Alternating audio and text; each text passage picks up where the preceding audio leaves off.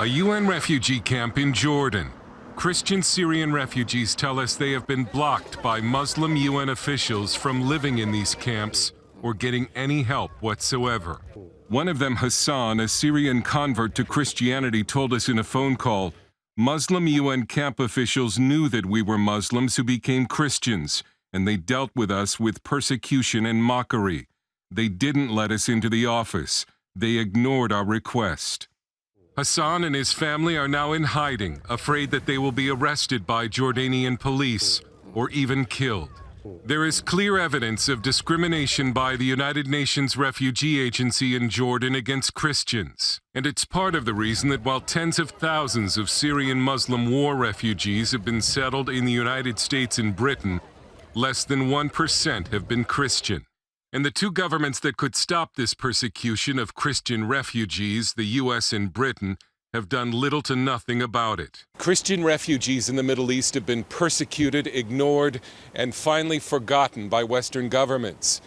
But a former Archbishop of Canterbury is saying enough. Lord George Carey has announced he's suing Britain's Home Office, alleging that politically correct officials have been institutionally biased against Christian refugees. He also wants to find out why out of the 60,000 Syrian war refugees accepted into the United States and Britain in 2014, almost none were Christian. Lord Carey's attorney, Paul Diamond, explains the case. And so you have this absurd situation that a scheme is set up to help Syrian refugees, and the people most in need, Christians who have been genocided, they can't even get into the UN camps to get the food. The Muslim UN guards will block you getting in. They'll laugh at you and mock you and threaten you. Another Syrian refugee, Timothy, who told us he became a Christian after seeing Jesus in a dream, said he was also blocked from entering a refugee camp by Muslim UN officials. All of the United Nations, almost of them, 99%, they are Muslim. And they were treating us as enemies. Sunni Muslim officials have blocked the way, laughed at these people, threatened them, said you shouldn't have converted, you're an idiot for converting, you get what you get, words to that effect. Lord Carey says by doing nothing, Western governments are complicit in what he calls the steady crucifixion of Middle East Christians. No simple measures are taken by both the British and the American government. It'd be as simple just to open up a refugee camp for religious minorities, for Christians, Yazidis, whatever they are, and they'd be safe, but no one does that. Christian refugees who have managed to make it to Western countries are increasingly being deported back to Muslim nations where they face grave danger.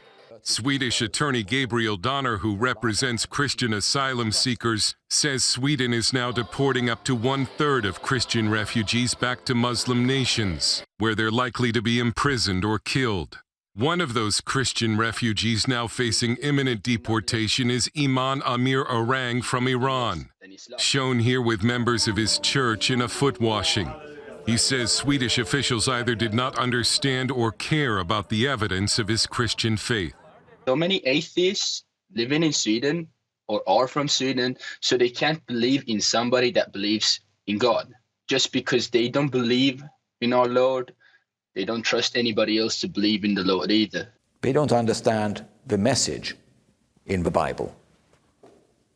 It's just completely alien to them. President Trump told CBN News in 2017 that Christian refugees would be given a priority, but Muslim governments officially classify Christians as security threats, causing their asylum applications to Western nations to be rejected. The UN's Refugee Agency did not respond to our request for answers. Lord Carey has publicly appealed for financial help in his suit against the British Home Office, which has already threatened the 84-year-old churchman with all court costs if he loses. Meanwhile, the Home Office is spending a lot of time and money on the resettlement of ISIS children. Dale Hurd, CBN News, London.